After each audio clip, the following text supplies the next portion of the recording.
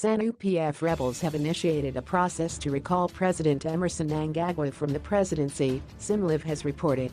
At least 35 Zanu PF MPs met at the party's headquarters in Harare on Friday night, where war veterans leader Christopher Mutsvangwa laid out the plan, sources have said.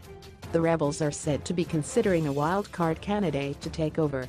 Legally, Vice Presidents Constantino Chiwenga or Kembo Mohadi, the other vice president, would assume the presidency on an acting basis until Zanu PF nominates a replacement, who could be a new name.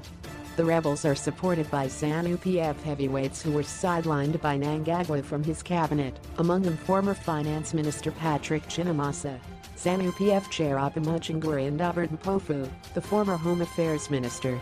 The plotters, sources said, were fanning out this weekend to the provinces to mobilize parliamentary and party support for Mnangagwa's ouster. The panic in Zanu PF has been occasioned by fear that the party could be run out of town by a popular uprising. This follows Monday's widespread protests over a 150% increase in the price of fuel decreed by Mnangagwa. The protesters exhibited a militancy never before seen.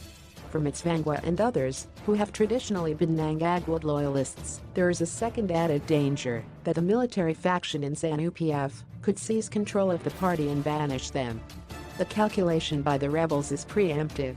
Mnangagwa is quite clearly mortally wounded, and the two Zanu PF factions know they will follow him to his political grave if they don't act. So, what you might have, if they succeed, is a mercy killing where Mnangagwa is put out of his misery for a new leader that they hope can haul Zanu PF back from the impending precipice, a high-level source familiar with the plan said. The key grievance is how he has led the party and the country since the coup in November 2017. Things have become worse, not better. Many comrades are disgruntled that he has elected to surround himself with people from his village, sidelining those who secured him the presidency. They want to first present him with the numbers of disaffected MPs symbolically and urge him to resign. If he doesn't, they will take it a step further and attempt to impeach him, but that may need the support of the MDC to go through, because Mnangagwa has his own loyalists who would whittle down the Zanu PF majority. ZimLive understands the rebels miscalculated by including former Harare East MP Terence Mukupe and Gakwinembizia MP Justice Mayor Wadjagina, two Mnangagwa loyalists who were snubbed for cabinet posts, in their plot. Mukupe and Wadjagina had since pressed the panic button, alerting Mnangagwa to the palace coup. Mukupe took to Twitter on Saturday, firing a series of tweets in which he said the next 72 hours would be crucial to the future of Zanu PF. I'm worried with what's going on. The citizens are blind to what's really going on. The next 72 hours are going to be crucial regarding the path we are going to take as a nation. Chikwadi Chichibuta, the truth will come out. President Mnangagwa is not the issue. Viva Zimbabwe, Mukupe said, while also posting a video of a popular Zanu PF Liberation War song. Chiwenga, and a faction of the military, have also been growingly concerned with Mnangagwa's leadership, ZimLive was briefed. He told Mnangagwa to announce the 150% fuel price increase before leaving on his five-nation trip because he was tired of making pronouncements which were later contradicted by Mnangagwa or some of the president's loyalists, a source said. What you've seen is Chiwenga becoming less vocal about what's happening. He has become quite despondent with a running narrative of Mnangagwa as the good guy and himself as the irrational one who makes all the radical decisions, the official said. The rebels know they will need a lot more than the 35 MPs to oust Mnangagwa.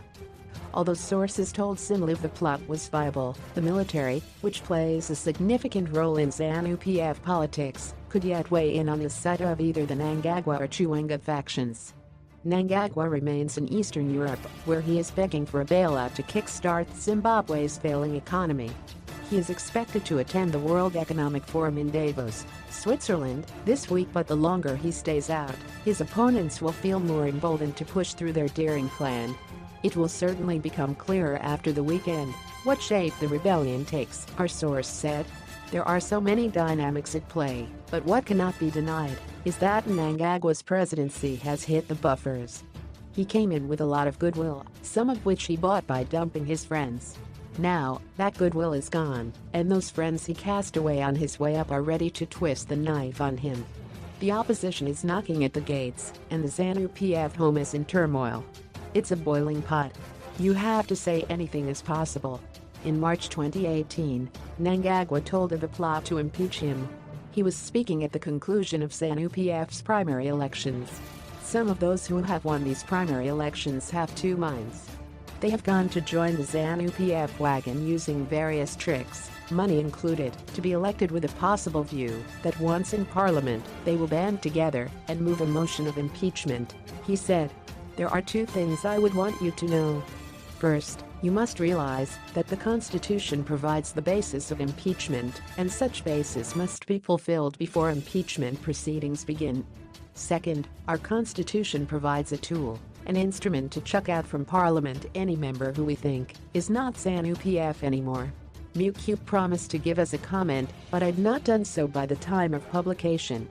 Mutsvangwa's phone rang unanswered, and a message left for him had not been returned. Yeah.